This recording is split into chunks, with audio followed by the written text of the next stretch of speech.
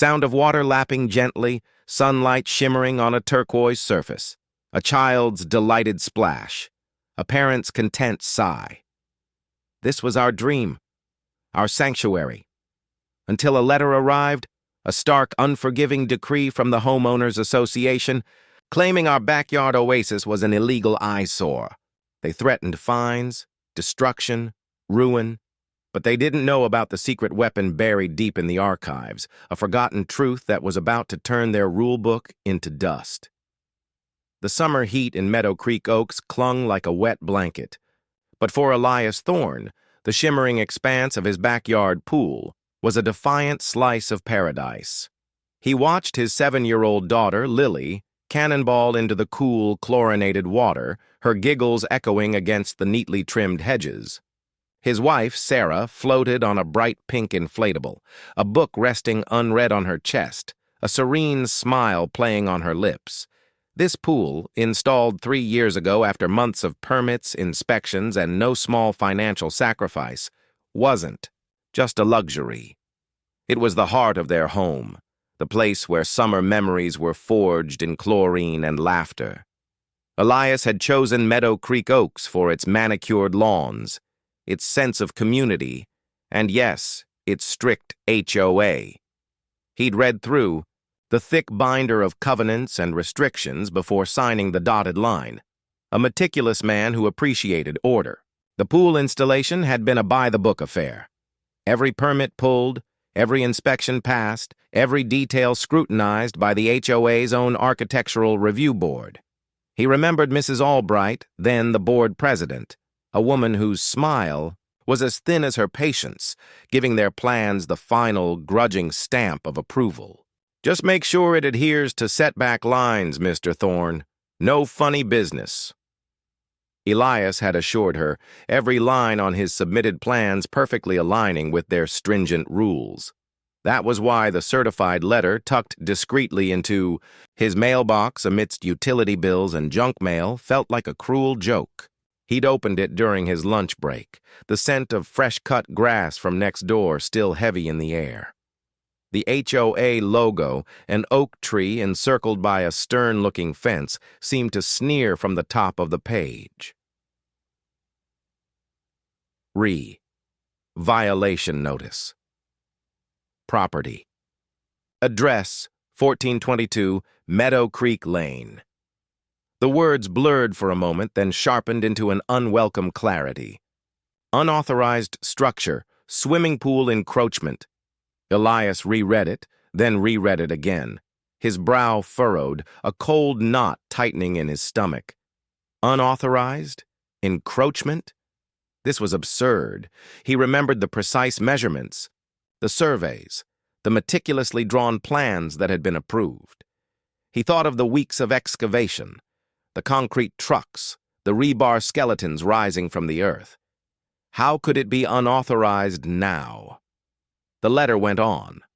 A dry, bureaucratic hammer blow. It cited Article 4, Section 3B of the HOA covenants, which specified a minimum 10-foot setback from property lines for all permanent structures. It then stated, with chilling precision, that during a recent routine community architectural review, his pool had been measured and found to violate this setback rule by approximately 1.8 feet on the north side of his property. A violation. A demand. Cure the violation within 30 days by removing the encroaching portion of the structure or face escalating fines and potential legal action, including but not limited to forced removal at owner's expense. His hand trembled slightly as he folded the letter. Forced removal. The words hung in the air, heavy with menace. He pictured the beautiful azure pool, a gaping, ugly hole where it once was. He pictured Lily's heartbroken face. It wasn't just a pool. It was a symbol of their life here, their investment, their sanctuary. He called Sarah immediately, his voice strained. "Honey, you won't believe this. The HOA, they're saying the pool is in violation." There was a stunned silence on the other end. "What? That's impossible, Elias. We had everything approved." "Every single step." I know. That's what the letter says. 10-foot setback? They claim we're 1.8 feet over. He rubbed his temples, a headache already beginning to throb. It makes no sense. I remember that survey. I remember the stakes. In the ground. It was all perfect. Well, call them. Right now. This has to be a mistake, a clerical error. Sarah's voice, usually so calm, held a rising edge of panic. Elias spent the rest of his lunch break trying to reach someone at the Meadow Creek Oaks HOA office. He was shunted from an automated menu to hold music, then finally to Brenda, the perennially flustered administrative assistant. "Oh, Mr. Thorne," Brenda chirped, her voice entirely too cheerful for the gravity of the situation. "Yes, your letter. It's a standard violation notice. The board is quite strict about setback lines." "Brenda, this isn't a standard violation," Elias said, trying to keep his voice even. "We went through the full architectural review process. We submitted detailed blueprints. We had the survey done. Everything was approved by Mrs. Albright herself. You have our plans on file, don't you?" A pause. "Well, yes, we have your original application packet, of course. But the recent review conducted by Mr. Davies indicated a discrepancy." Mr. Davies. The name sent a fresh wave of irritation through Elias. Arthur Davies, the new HOA president. He'd taken over after Mrs. Albright retired 6 months ago, and ever since, a palpable shift had occurred in the community. Davies was a man who seemed to relish power, a stickler for rules who saw the HOA as his personal fiefdom. He'd introduced new, stricter interpretations of existing covenants, implemented aggressive fine structures, and seemed to patrol the neighborhood with the zeal of a self-appointed sheriff. Whispers among neighbors suggested Davies had a vendetta against anything he perceived as a deviation from his ideal of suburban conformity. Elias had heard he'd even fined Mrs. Henderson, a sweet elderly lady, for having a slightly overgrown rose bush. A discrepancy? Elias pressed, his patience wearing thin. "Brenda, are you telling me that after 3 years, suddenly our perfectly approved pool is now encroaching?" "That's what the board has determined, Mr. Thorne. Mr. Davies personally oversaw the remeasurement. It's all in your file." "Then I need to see that file. I need to see the original approved plans, the survey results, everything from 3 years ago. We can't just hand over confidential documents, Mr. Thorne. You'll need to schedule an appointment with the board for an appeal hearing." "An appeal hearing? For something that was already approved?" Elias felt a vain throb in his temple. "This is ridiculous. There's been a mistake. I just need to compare the measurements." "I'm afraid that's the procedure, Mr. Thorne. The board meets the 3rd Tuesday of every month. The next meeting is in 2 weeks. 2 weeks. And then the 30-day clock would already be half gone. Elias hung up, a bitter taste in his mouth. This wasn't a mistake. This felt deliberate. Over the next few days, the tension in the Thorne household was a live wire. Lily, blissfully unaware of the bureaucratic storm brewing, continued to splash and play. Sarah, however, shared Elias's growing anxiety. They pulled out old closing documents, but the pool plans weren't there. The builder must have submitted them directly to the HOA, Sarah mused, flipping through a folder of warranties. Or the pool company. They handled all the permitting. Elias called the pool company. The owner, a gruff but kind man named Mike, listened patiently. "Thorne residence, huh? Yeah, I remember that job. Beautiful pool, solid work. And the HOA? Yeah, they were a pain. But we got it all approved. Every single line. No way that thing's out of spec. We measure everything twice, then the surveyor measures it. We've never had an issue with a setback after approval." "They're just trying to shake you down, Elias. Davies, huh? Heard he's a piece of work." Mike offered to dig up his copies of the plans, but warned it might take a few days. Their archiving system wasn't exactly cutting edge. "We keep all the permit sets for 5 years, but it's buried in a storage unit." Elias felt a sliver of hope. If Mike could find his copies, It would be irrefutable. But the clock was ticking. The HOA board meeting 2 weeks later was a suffocating affair. Held in the dimly lit community center, it was attended by a handful of other residents, mostly there to complain about minor infractions or vote on trivial budget items. Arthur Davies, a man whose tailored suits always looked a size too small, sat at the head of the long table, radiating an air of self-importance. Beside him sat a stern-faced woman Elias didn't recognize, presumably a new board member, and the perpetually nervous Brenda, taking notes. Elias had prepared. He brought photos of his pool, a printout of the HOA's own covenants document, highlighted sections about the architectural review process. He spoke calmly, detailing the entire approval process, the permits, the inspections. Mr. Davies, with all due respect, our pool was fully approved 3 years ago. We followed every rule, every guideline. We have a signed approval from the previous board president. Davies steepled his fingers, his gaze unblinking. Mr. Thorne, while we appreciate your recollection, the fact remains that a recent independent remeasurement indicates a clear violation of Article 4, Section 3B. We have documented photographic evidence and precise measurements. He gestured to the stern-faced woman, who slid a large, laminated aerial photograph across the table.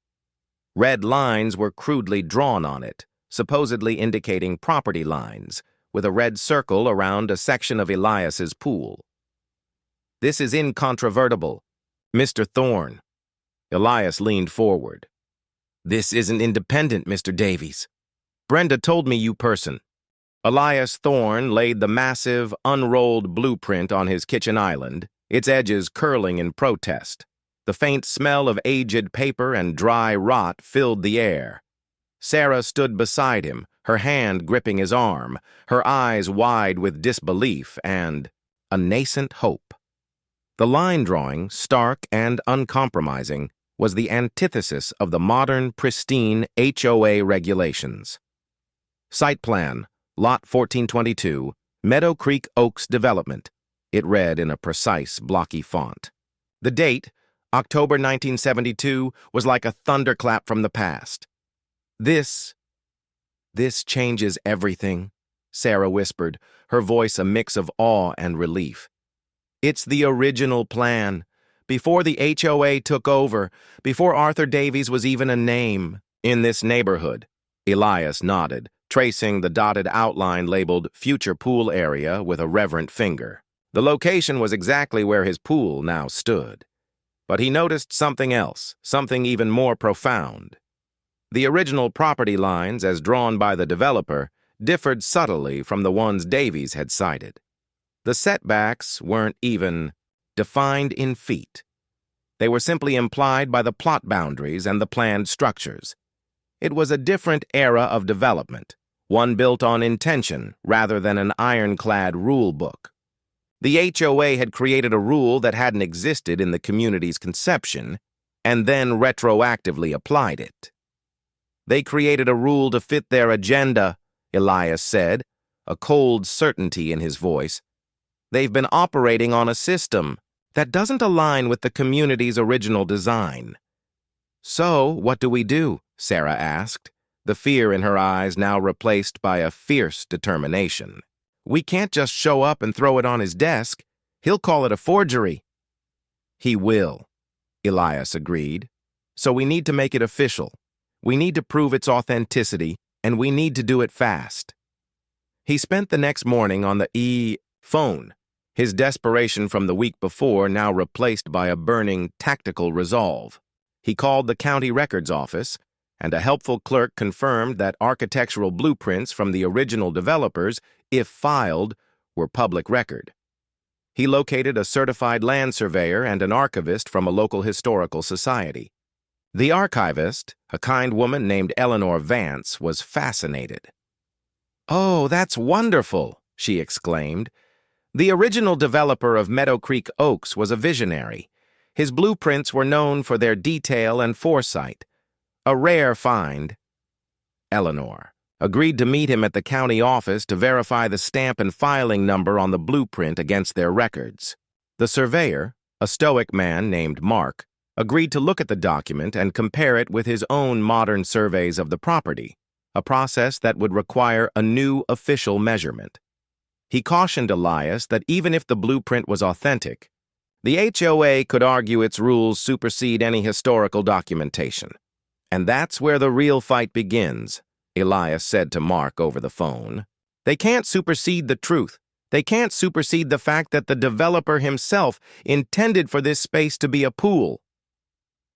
The following days were a whirlwind. Elias took time off work.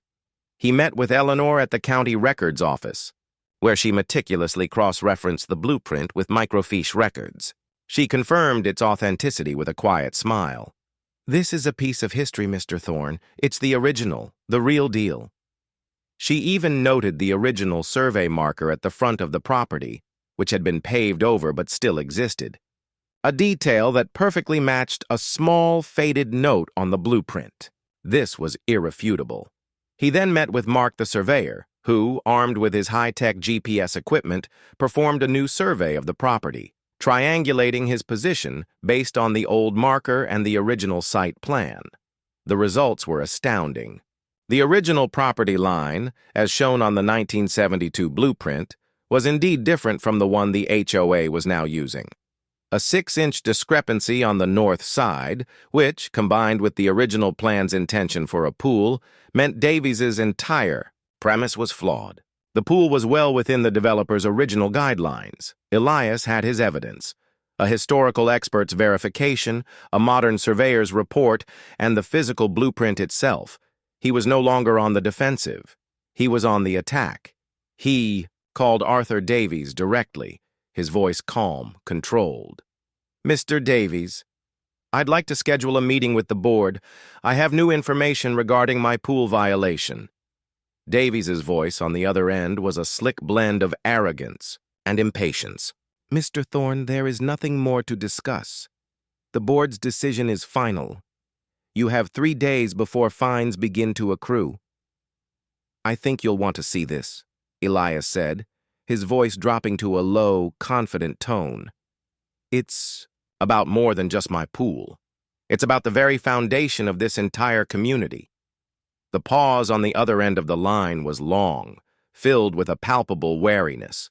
Davies had clearly anticipated a frantic, desperate man begging for mercy. He got a predator instead. "The board meets tonight," Davies said, the arrogance in his voice now edged with a note of suspicion.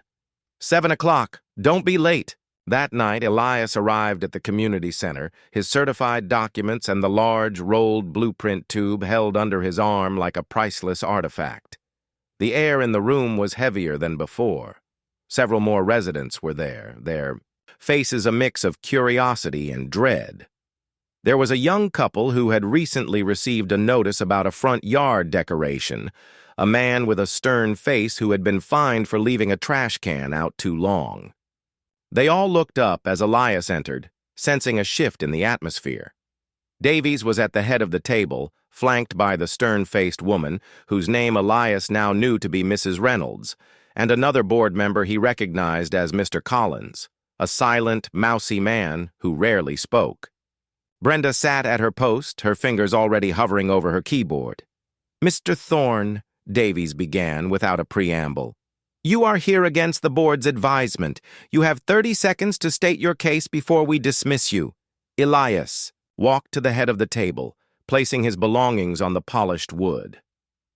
"I'm here to tell you that my pool is not in violation, and I'm here to show you that the very rule you're using to fine me, and likely many others, is fundamentally flawed."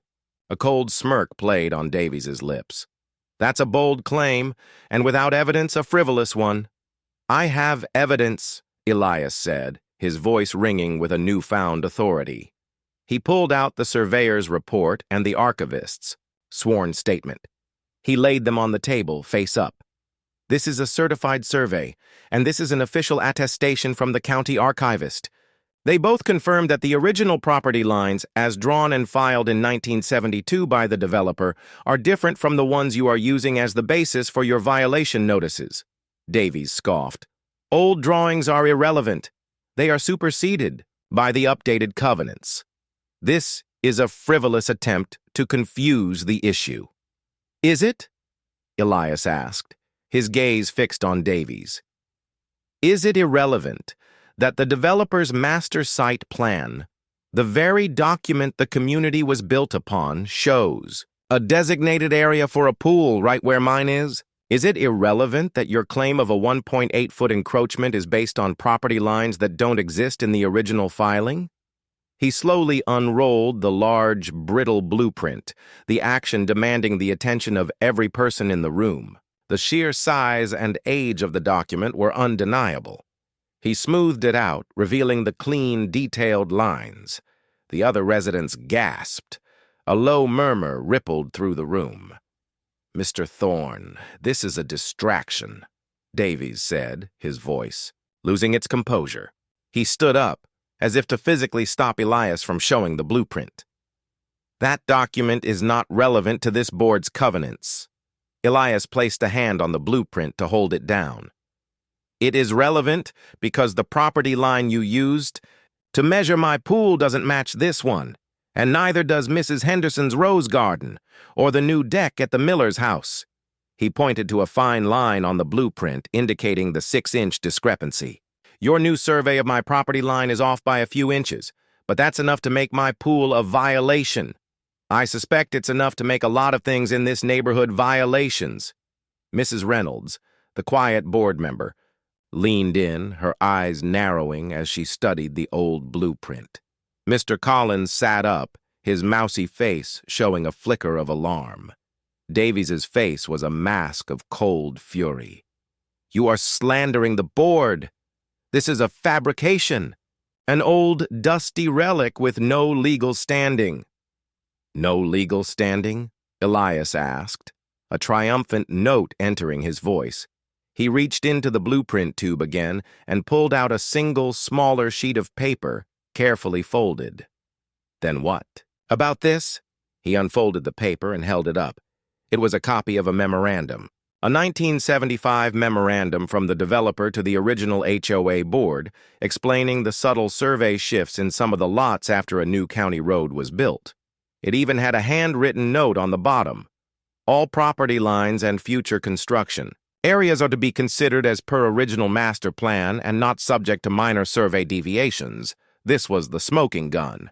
Not just the blueprint, but a direct communication from the community's founder, confirming the primacy of his original vision over any minor future discrepancies. Davies's face went white. He had clearly never seen or even heard of this document. He had believed the modern survey was gospel, that his interpretation of the rules was law. But this memorandum, likely lost or forgotten over decades, proved him fundamentally wrong. This is a fraud, Davies sputtered, his bluster now sounding hollow. You forged this! I didn't forge it, Mr. Davies, Elias said, say. Part 3. The morning after the meeting, the air in Meadow Creek Oaks felt different. Charged. The oppressive calm that had reigned under Arthur Davies's rigid rule was gone, replaced by a low hum of tension and whispered conversations. For Elias, the immediate aftermath was a brief, intoxicating taste of victory. Neighbors, usually so quick to duck their heads and avoid conflict, now approached him with newfound respect, their faces lit with gratitude. A woman Elias knew only as Mrs. Gable, from 2 doors down, stopped him on his morning walk.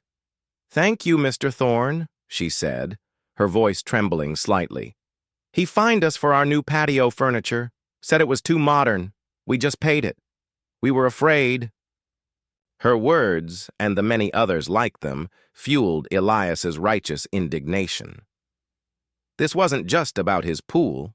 It was about all the small injustices, the quiet abuses of power that had gone unchecked for years. He felt a wave of civic pride, a sense of having done the right thing, of standing up not just for himself, but for his entire community. But as the day wore on, a chilling undercurrent began to seep through the newfound camaraderie. He noticed the furtive glances from some neighbors, the way a car would slow down as it passed his house, the way Arthur Davies's lawn service, a company owned by Davies's son-in-law, seemed to work a little too loudly in front of his property. Their blowers aimed directly at his fence. Sarah was more attuned to the danger. She'd watched Davies's face when he'd issued that quiet, chilling threat. "This isn't over.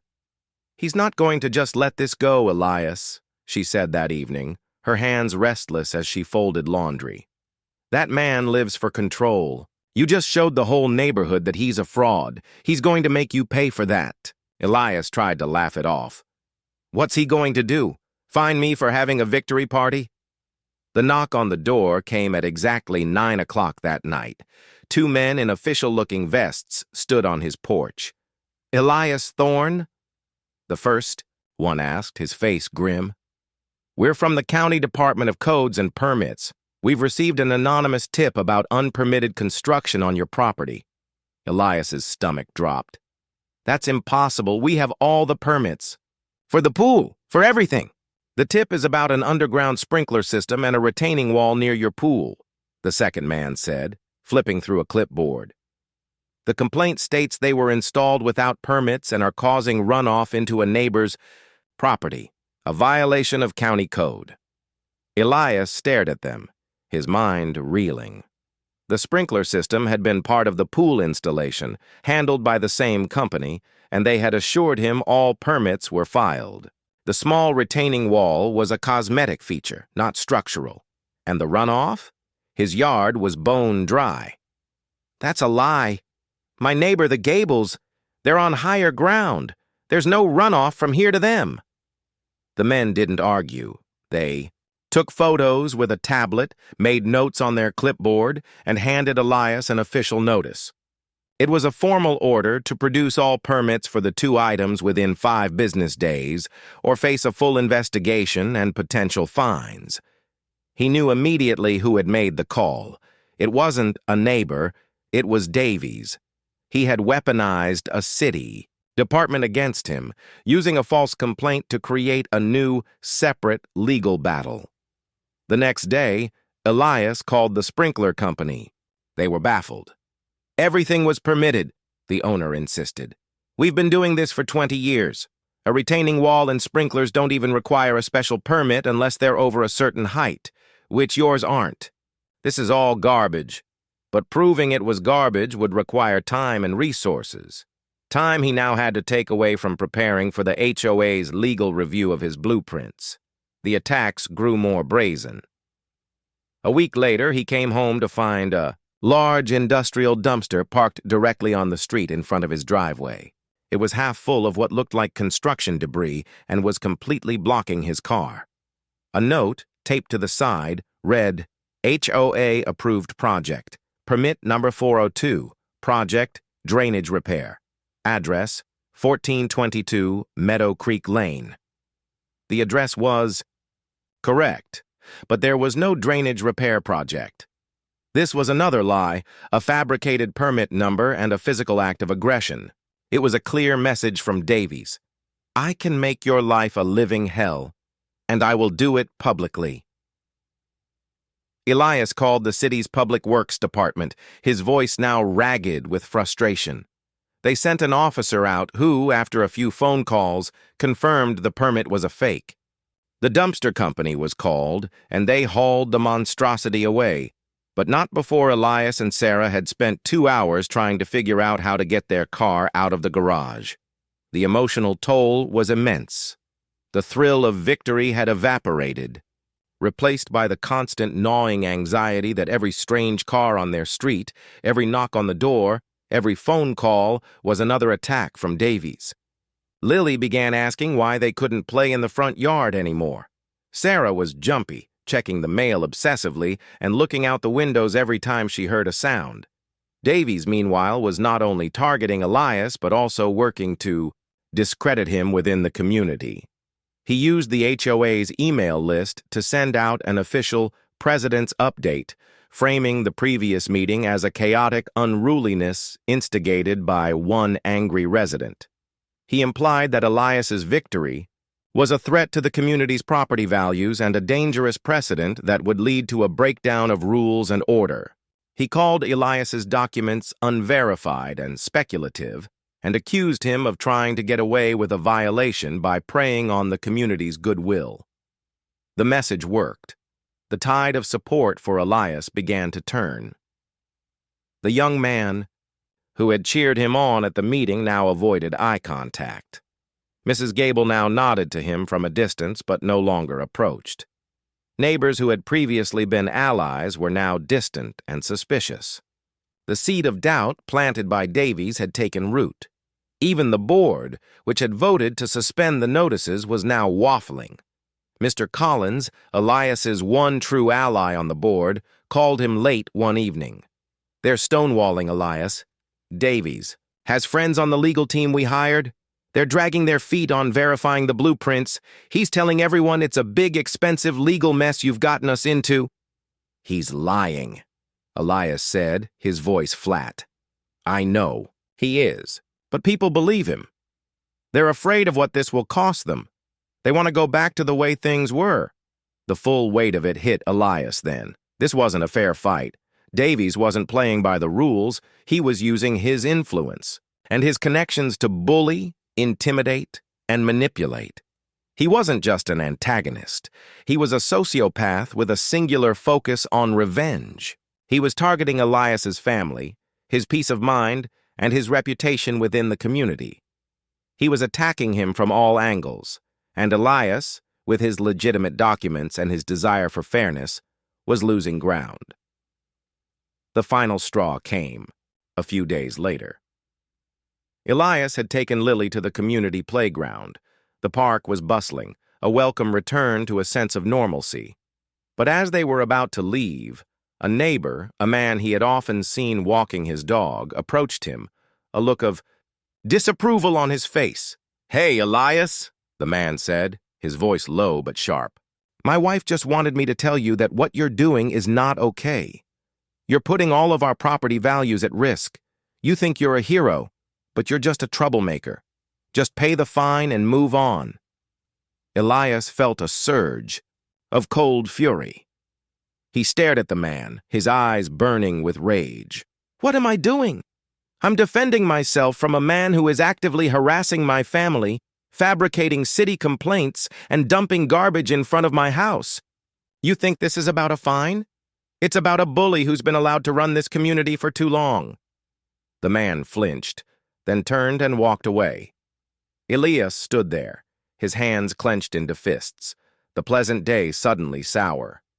A boy looked at Lily, who was watching him with wide, confused eyes.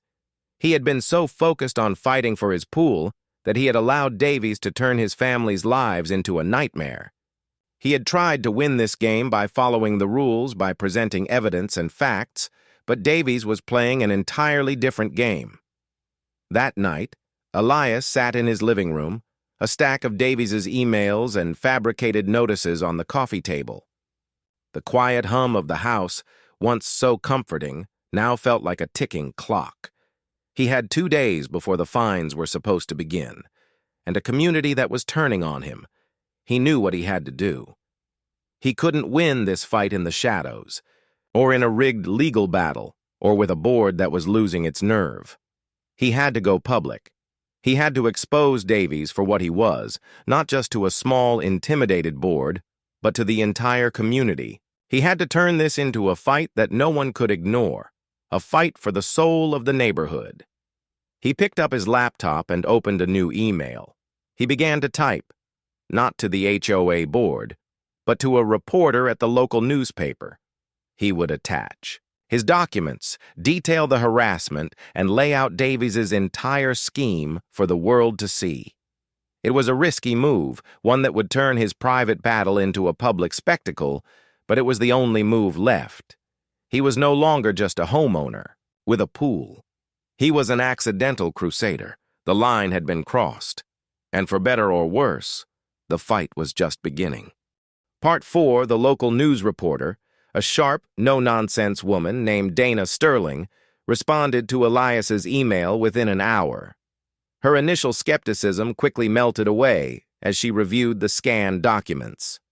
The original 1972 blueprint, the developer's handwritten memorandum, and the stack of Davies's fabricated notices and official-looking threats. Elias had given her a treasure trove of evidence, a narrative ready-made for public consumption. "Mr. Thorne, this is a bombshell," she said over the phone, her voice electric with professional excitement. "A powerful HOA president using a fabricated rule to harass homeowners and a community's founding documents proving him wrong. This is the kind of story we live for." The next day, a news van pulled up to the Thorne residence. The cameras, the bright lights, and the reporter's presence transformed his quiet, tree-lined street into a surreal movie set. Elias and Sarah, a united front, sat for the interview on their back patio, the shimmering pool that had started, it all as a poignant backdrop. Elias spoke calmly, holding up copies of the key documents. He recounted the harassment, the bogus code enforcement complaint, the fake dumpster permit, and the smear campaign against him. "This isn't about a pool," Elias stated, looking directly into the camera. "This is about a man who has abused his power. It's about a community that has been living under rules that don't even exist in its original charter. We just want to live in peace, as the original developers intended." Sarah's testimony was more emotional, her voice trembling as she described the fear and anxiety that had crept into their lives. "Our home, our sanctuary, became a source of dread. We just want to be left alone." The news segment aired that evening. It was a masterclass in cinematic storytelling. It opened with soft, slow-motion shots of Elias's family enjoying the pool, set to peaceful music.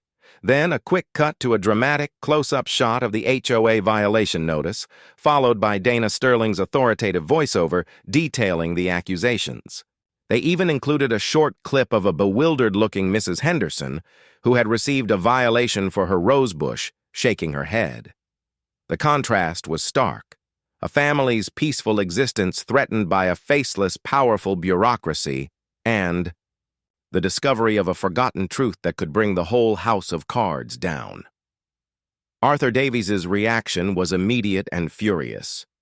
The HOA's emergency, closed-door meeting was less a strategic session and more a screaming match. "I don't know what you two were thinking," Davies roared at Mr. Collins and Mrs. Reynolds, his face a mottled red. "You gave this man exactly what he wanted. He has slandered me, slandered this board, and now you've got a mob of pitchfork-wielding villagers at our gates." "No, Arthur, you brought this on yourself," Mr. Collins said, his voice unusually firm. He was a new man emboldened by the truth. "Your refusal to even look at his documents, your petty harassment, he was forced to do this." "We told you this would happen if you didn't back down," Mrs. Reynolds added, a cold fire in her eyes. "This isn't a mob. This is a community asking for accountability." Davies stormed out of the meeting, his options dwindling. His plan to control the narrative through official-sounding emails was useless now that a television news crew had exposed the truth. He tried to call Dana Sterling, but she refused to take his call. He reached out to a friendly board member from a neighboring HOA, a man with connections at a different local news outlet, offering to give them an exclusive HOA's side interview. But even that journalist was hesitant, sensing the futility of defending the indefensible. The community, however, was in a frenzy. The news report had ignited a fuse. The silent majority was silent no more. The HOA's online forum, once a staid platform for announcements about landscaping schedules, exploded with furious comments. Petitions demanding Davies's immediate resignation and a special election for a new board were circulated via email and gathered hundreds of signatures within hours. A small protest group, led by the young man Elias had spoken to at the meeting, gathered in front of the community center, holding signs that read, "No more tyranny," and "Ho is not a kingdom." They chanted Elias's name. He had gone from pariah to public champion overnight. Davies, seeing his carefully constructed empire crumbling, retreated into a cocoon of desperation. He went into full damage control, but it was too late. He called Elias directly, his voice strained and tight with controlled fury. "You've gone too far, Thorne. You've humiliated me in front of the whole town. This is not how we do things. This is not how respectable people behave." "You're right," Elias said, his voice calm, an unshakable confidence replacing his past fear. "This isn't how respectable people behave, but you stopped being respectable a long time ago, Arthur. You crossed a line when you started. Fabricating things and threatening my family. I'm just fighting fire with fire." Davies's voice dropped to a sinister whisper. "My legal team is looking into what you've said on television. That was slander, Thorne. Defamation. You will pay dearly for this. This is a fight you will not win." But Elias hung up the phone, a small, knowing smile on his face. He wasn't afraid anymore. Davies had nothing left to use against him. His power was a public joke, his reputation in tatters. The reckoning came 2 days later. The HOA was obligated to hold an emergency general meeting in response to the community-wide petition demanding Davies's resignation. The community center was packed, overflowing with residents, the air thick with anticipation. The young man from the protest, acting as the community's spokesperson, stood at the microphone and read from the petition, his voice ringing with righteous anger. "Arthur Davies has abused his position. He has used intimidation, lies, and coercion to enforce his own version of the rules. He has wasted this community's resources on frivolous lawsuits and has brought shame upon us all. We demand his immediate resignation and a full audit of all violation fines collected during his tenure." Davies, seated at the head of the table, his face a pale, sickly green, looked out at the furious crowd. The board members, Collins and Reynolds, sat beside him, their expressions grim. Davies tried to speak, to defend himself, to spin his web of lies one last time. But the crowd wasn't having it. They booed and shouted over him. The community had found its voice, and it was loud. Just as the chaos reached a fever pitch, Elias stood up. The crowd quieted down. He didn't need a microphone. His voice, calm but powerful, carried across the room. "Mr. Davies, for the record," Elias said, "I have a sworn affidavit from a county surveyor and a legal opinion on the original blueprints. They confirm that my pool and countless other structures in this community are not in violation. They confirm that your entire campaign of fines and harassment was based on a flawed premise, and I believe with malicious intent." He looked directly at Davies. "I also have documented proof of your fabricated notices and threats. I could pursue criminal charges for harassment, but I don't want to. I don't want to waste any more of this community's time or money on your foolish crusade. I just want my family to be able to live in peace." He paused, then delivered the final crushing blow. "And with you gone, I believe we will all find that peace." The words were like a judgment. Davies, seeing no way out, his power completely evaporated, slumped in his chair. The mask of authority slipped, revealing a small, pathetic man with nothing left to lose. He stood up slowly, picked up his briefcase, and without a word, walked out of the meeting defeated. The crowd erupted into thunderous applause, a roar of triumph that echoed through the community. The fight wasn't completely over. There would be a new election, fines to be refunded, and a lot of rebuilding to do. But for Elias, watching Davies walk away, the victory was complete. He had stood up to a bully, fought a corrupt system, and won.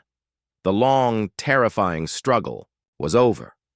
And his family's pool, once the source of so much dread, was now a shining beacon of a community's reclaimed freedom.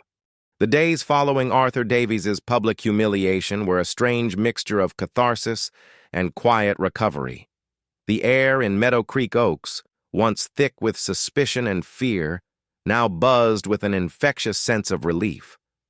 It felt as though a great oppressive weight had been lifted from the community's collective shoulders.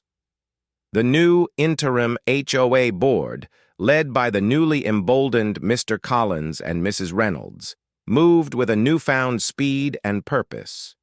Their first act was to issue a formal community-wide apology. It was a humble, unprecedented gesture that acknowledged the undue stress and financial burden placed on residents by the previous leadership.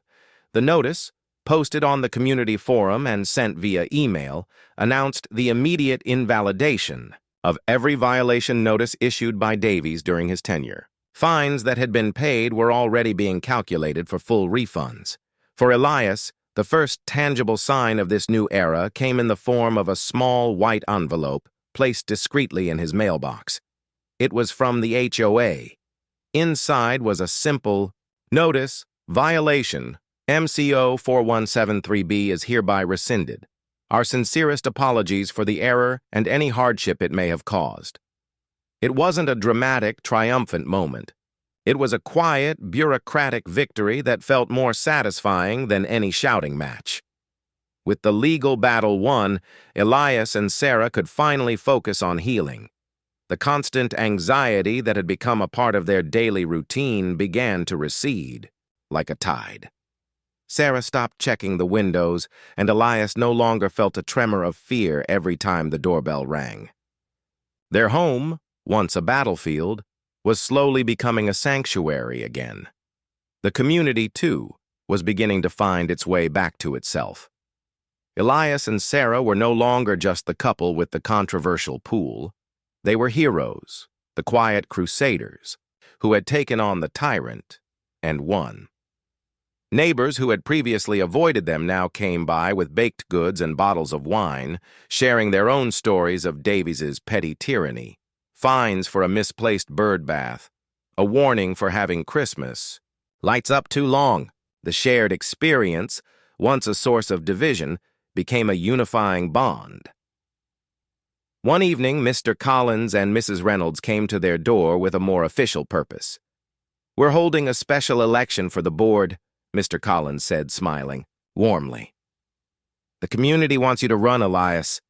You've shown more leadership in 2 weeks than Arthur Davies did in 2 years. Elias shook his head gently. "I appreciate that, Mr. Collins, truly. But I'm not a politician. I'm a homeowner. I'm happy to consult and I'm happy to serve on a committee, but I want to get back to being a dad and a husband. You two have done a phenomenal job. The community is in good hands with you." His refusal wasn't born of fear, but of a quiet, profound wisdom. He had fought the fight he was meant to fight and won. To take on a position of power would be to invite a new set of problems, a new kind of stress he had no desire for. He hadn't been fighting for control, but for peace. And so, the community began to rebuild. The new board, with Elias as a trusted informal advisor, started to review all the old covenants. The original 1972 blueprint and the developer's memorandum became the guiding documents. Outdated, petty rules were struck from the books. A new spirit of cooperation and common sense was established. For Elias, the true resolution wasn't the HOA's apology or the community's praise. It was a simple, everyday moment. He was sitting on the edge of the pool, his feet dangling, in the water, watching Lily practice her strokes. He had almost lost this. The weight of that thought was heavy for a moment, but then he looked at Sarah, floating serenely on the pink inflatable, her eyes closed, a smile on her face. The peace they had fought so hard for had returned, and it was sweeter for the struggle. Just as the sun began to set, a final perfect act of karma came to light. Mr. Collins called Elias, his voice laced with a mischievous glee. "You're not going to believe this, Elias. We just completed the final audit of all properties. We resurveyed all of them using the original developer's master plan as our guide." Elias's curiosity was piqued. "And?" "It turns out Arthur Davies's own shed, the one he built a few years ago in his backyard. It encroaches on his neighbor's property by 2.3 feet. a direct violation of the original setbacks, which, as you pointed out, were superseded by his own faulty interpretations. He's going to have to tear it down. Elias leaned back, a genuine, joyful laugh escaping his lips. It was perfect.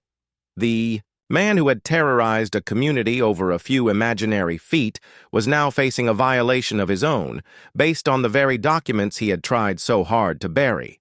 It was the final, satisfying note in the symphony of justice. The story was over. Elias had won.